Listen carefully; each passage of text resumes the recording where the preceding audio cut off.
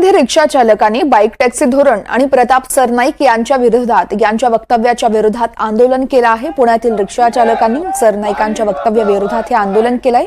रिक्षा चालकाच्या मुलाला 10,000 रुपये दिले जातील असं वक्तव्य सरनाईकांनी केलं होतं।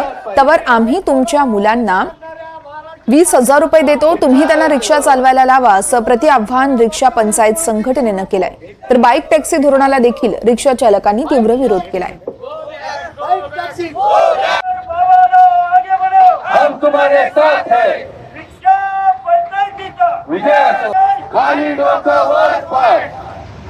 पुण्यामधील वाहतूक व्यवस्थेचा बोजवारा उडालाय याचं उत्तम उदाहरण म्हणजे इथे जी वाहतूक मंदावली आहे त्याच्या बाबतीत जगामध्ये तिसरा क्रमांक हा पुण्याचा लागतोय आणि आपण याची सगळी परिणिती रस्त्यावर पाहतोच आहे।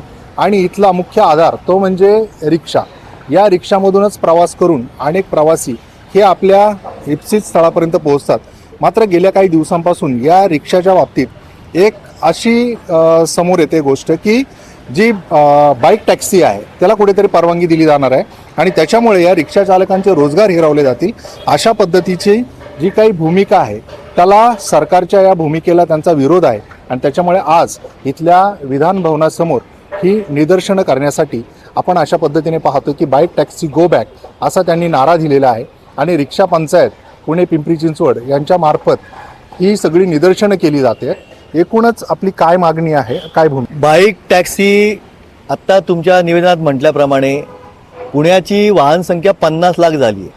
आम्ही रिक्षा चालक होण्याच्या आधी सर्वात प्रथम नागरिक आहोत।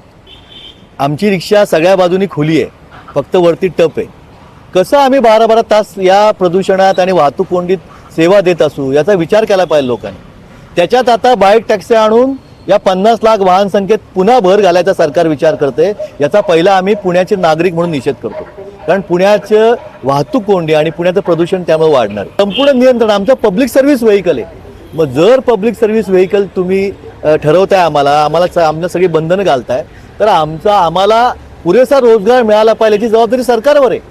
आणि बाईक टॅक्सीच्या निर्णयामुळं सरकारची ह्या जबाबदारीतून सरकार पळते। उलट ही जी बाईक टॅक्सीचं त्याची जी टू व्हीलरचं उत्पादन करणारे बाईक टॅक्सीचे ॲग्रिगेटर म्हणजे ॲपच्या द्वारे संचालन करणाऱ्या कंपन्या यांच्या फायद्यासाठी यांच्या हितसंबंधांच्या यांच्याबरोबरच्या हितसंबंधांमुळं बाईक टॅक्सीला परवानगी दिली जाते असा आमचा थेट आरोप आहे। मग आमच्या मुलांनी चालवायचं तुम्हाला विचार तरी कसा मनात येऊ शकतो? चातुर्वर्ण व्यवस्थेचा हा प्रभाव आहे त्यांच्यावर की तळातल्या लोकांनी तळातलंच काम केलं पाहिजे। आमच्या मुलांनी मी आधी सांगितलं त्याप्रमाणे चांगलं शिक्षण घेऊन चांगला व्यवसाय वगैरे करून रोजगार त्यांना चांगला मिळावा, नोकरी यासाठी प्रयत्न करावे। आम्ही त्यांना आज टीका करतोय, उद्या आम्ही हार घालू।